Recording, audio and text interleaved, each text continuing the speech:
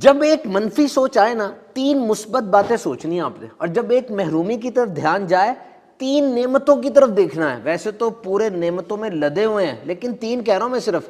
Learn to flip the script, یہ بات سیکھیں آپ۔ جس طرح کتاب کے اندر آپ یوں صفحے پلٹتے ہیں اور ایسے کرتے ہیں، سب کچھ پلٹ جاتا ہے، چیپٹر بھی نیا، صفحے بھی نئے، یہ اپنے دماغ کے ساتھ بھی کرنا سیکھیں، سب کچھ بدل جائے ایک دم سے۔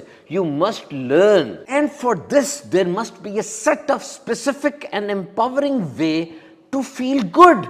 کم از کم 10 سے 15 آپ کے پاس ایسے مقام، ایسے کام اور ایسے لوگ ہونے چاہیے جن کے پاس جا کر یا جن سے مل کر آپ خوش ہو جاتے ہوں۔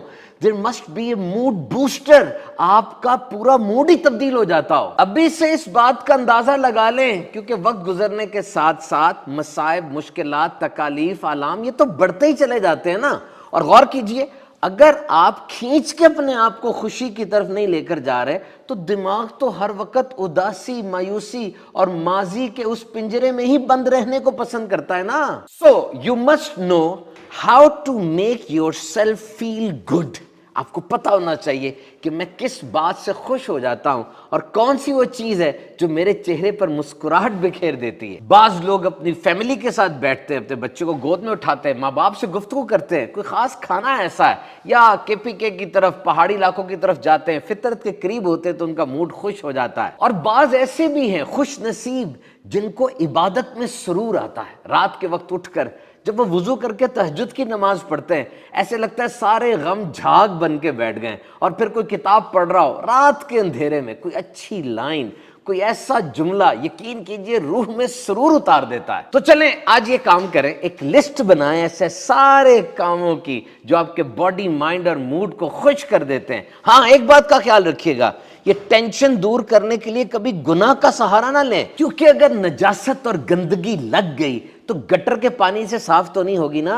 اور اسی طرح کوئی تنہا ہے تو اس کا مطلب یہ بھی نہیں کہ جو بھی مل جائے اس کے ساتھ بیٹھنا شروع کر دے، بری صحبت میں کسی بدماش اور کسی گندی عادتوں والے کے ساتھ، کیونکہ اگر کوئی شدید پیاسا ہے تو پیاس کو بجھانے کے لیے وہ زہر تو نہیں پیے گا نا۔ اور یہ یاد رکھیے گا، پچھلے 20 سالوں میں نفسیات میں بڑی ترقی ہوئی ہے، اور یہ طے پایا ہے کہ happiness is not an external thing, it entirely depends upon your own thoughts, attitude, your own mindset۔ یہ خوشی ہے کوئی باہر سے آنے والی چیز نہیں ہے، یہ اس کا دار و مدار آپ کے اوپر ہے، آپ کی سوچیں، آپ کا فوکس کس طرف ہوتا ہے۔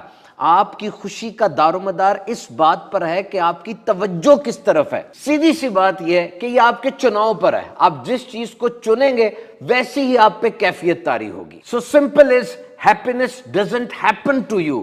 ایسے نہیں ہوتا کہ خود بخود خوشی کہیں سے آ جائے گی یا ایک دم سے کوئی ٹیکا لگ جائے گا، گولی کھا لیں گے، نہیں، اس کے لیے کوشش کرنی پڑتی ہے۔ خاص طور پہ آج کے اس ڈیجیٹل ورلڈ میں جب ہر طرف نفسا نفسی، انگزائٹی، ڈپریشن کا شور ہے، آپ کو خوش ہونے کے لیے کوشش کرنی پڑے گی۔ آئیے اللہ کی یاد میں دن کو بسر کیجئے، انشاءاللہ جسم کیا روح تک خوش ہو جائے گی۔